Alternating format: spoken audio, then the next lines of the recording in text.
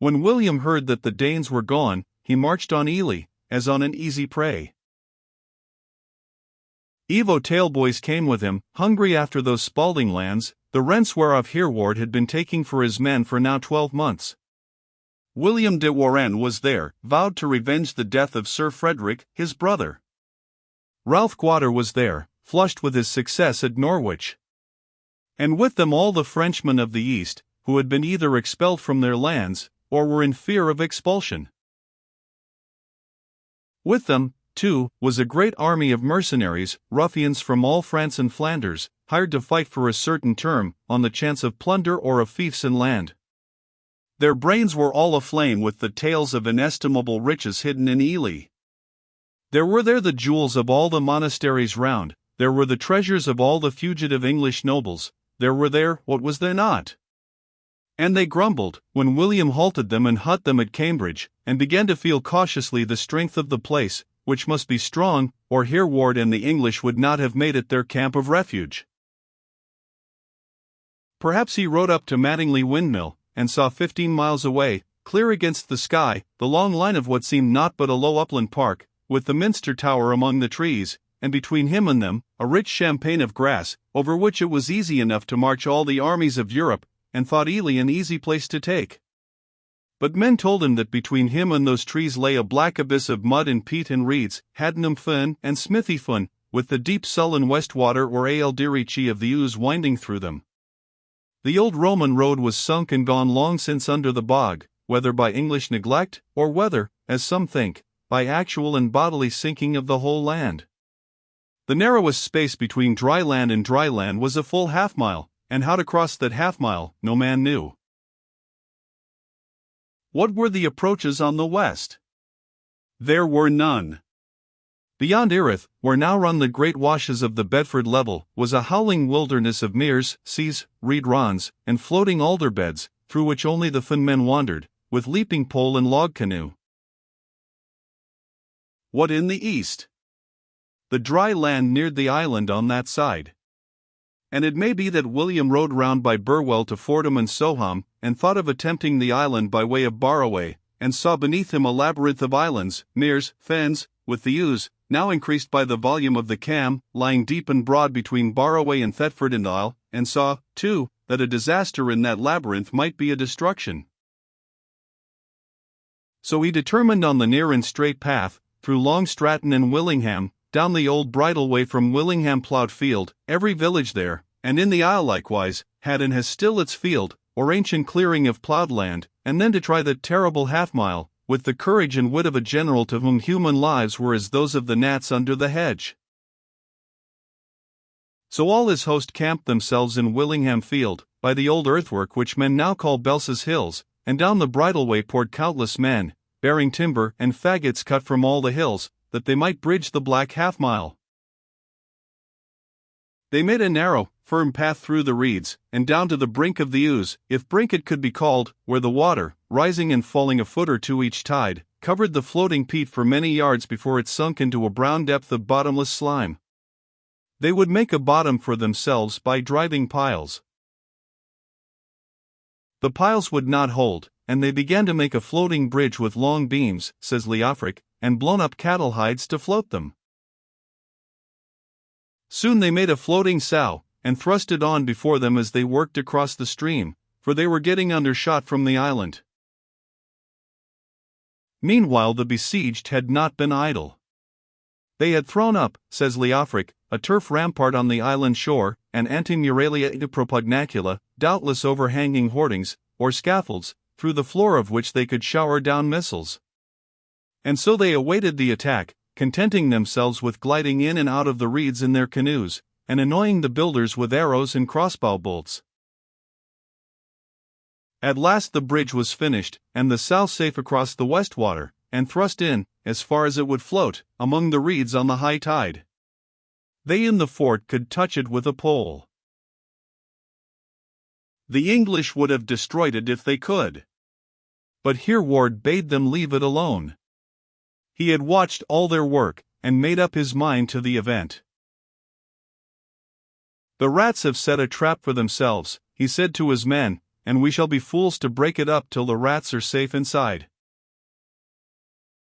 So there the huge sow lay, black and silent, showing nothing to the enemy but a side of strong plank, covered with hide to prevent its being burned. It lay there for 3 hours, and Hereward let it lie. He had never been so cheerful, so confident. "Play the man this day, every one of you, and ere nightfall you will have taught the Norman once more the lesson of York." He seems to have forgotten that. It is me to remind him of it. And he looked to his bow and to his arrows, and prepared to play the man himself, as was the fashion in those old days, when a general proved his worth by hitting harder and more surely than any of his men. At last the army was in motion, and Willingham Field opposite was like a crawling ant's nest. Brigade after brigade moved down to the reed beds, and the assault began. And now advanced along the causeway and along the bridge a dark column of men, surmounted by glittering steel. Knights in complete mail, footmen in leather coats and quilted jerkins, at first orderly enough, each under the banner of his lord, but more and more mingled and crowded as they hurried forward, each eager for his selfish share of the inestimable treasures of Ely. They pushed along the bridge. The mass became more and more crowded, men stumbled over each other, and fell off into the mire and the water, calling vainly for help, while their comrades hurried on unheeding, in the mad thirst for spoil. On they came in thousands, and fresh thousands streamed out of the fields, as if the whole army intended to pour itself into the isle at once. "They are numberless," said Torfrida, in a serious and astonished voice, as she stood by Hereward's side. "Would they were," said Hereward. "Let them come on, thick and threefold. The more their numbers the fatter will the fish below be before tomorrow morning. Look there, already." And already the bridge was swaying, and sinking beneath their weight. The men in places were ankle-deep in water. They rushed on all the more eagerly, and filled the sow, and swarmed up to its roof. Then, what with its own weight, what with the weight of the laden bridge, which dragged upon it from behind, the huge sow began to tilt backwards, and slide down the slimy bank. The men on the top tried vainly to keep their footing, to hurl grapnels into the rampart, to shoot off their quarrels and arrows. "You must be quick, Frenchmen," shouted Hereward in derision, "if you mean to come on board here." The Normans knew that well, and as Hereward spoke 2 panels in the front of the sow creaked on their hinges, and dropped landward, forming 2 drawbridges, over which reeled to the attack a close body of knights, mingled with soldiers bearing scaling ladders. They recoiled. Between the ends of the drawbridges and the foot of the rampart was some 2 fathoms depth of black ooze. The catastrophe which Hereward had foreseen was come, and a shout of derision arose from the unseen defenders above.